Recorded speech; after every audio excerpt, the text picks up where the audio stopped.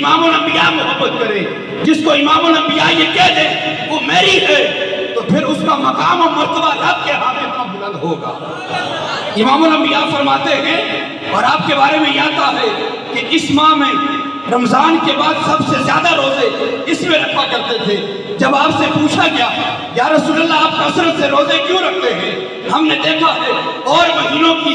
بنسبت آپ زیادہ روزے اس ماہ میں رکھتے ہیں، تو تاجدار کائنات نے فرمایا، اس ماہ کی فضیلت بیان کرتے ہوئے فرمایا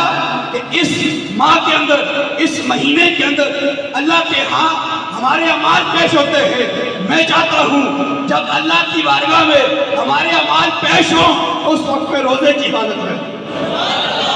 اور ہم یہ چاہتے ہیں کہ مسجد میں بیٹھے ہوئے ہیں،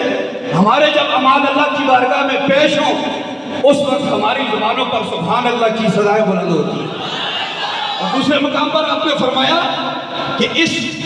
رات کے اندر اور اس ماہ کے اندر زندگی اور موت کا فیصلہ ہوتا ہے، اور لکھ دیا جاتا ہے کہ آئندہ سال سے پہلے یہ بندہ مر جائے گا، اس کا رزق ختم ہو جائے گا۔ امام الانبیاء فرماتے ہیں کہ جب میرا فیصلہ ہونے لگے تو میرا اللہ کے ہاں اس طرح فیصلہ ہو کہ میں اس وقت اللہ کے ہاں روزہ دار شمار کیا جاؤں۔ سامعین، بڑی برکت والا مہینہ ہے، بڑی شان والا مہینہ ہے، بڑی عظمت والا مہینہ ہے۔ تو بہتر یہ ہے کہ اس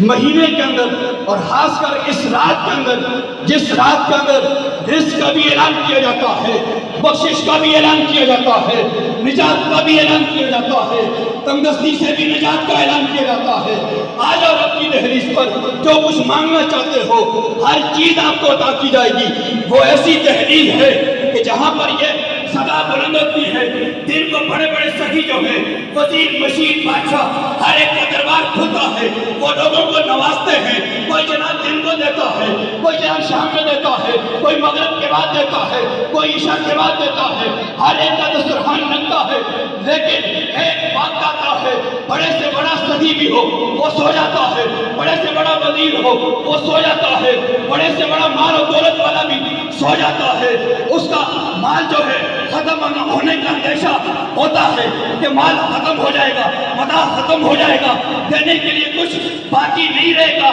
لیکن ایک ذات ایسی ہے، حدیث میں آتا ہے، پچھلے پیر کے اندر رب یہ اعلان فرماتا ہے جس نے جو مانگنا ہے آ جائے، میں ہر ایک کا دامن بن گیا۔ سامعین، جہاں پر سارے دربار بند ہو گئے، جہاں پر سب کچھ بند ہو گیا، جہاں پر جناب بڑے بڑے سخیوں نے اپنے دروازوں کو بند کر دیا، وہاں پر خالق کا جو سامان اپنا دروازہ کھول دیا ہے۔ اور یہ وہ رات ہے جس کے اندر یہ کہا کہ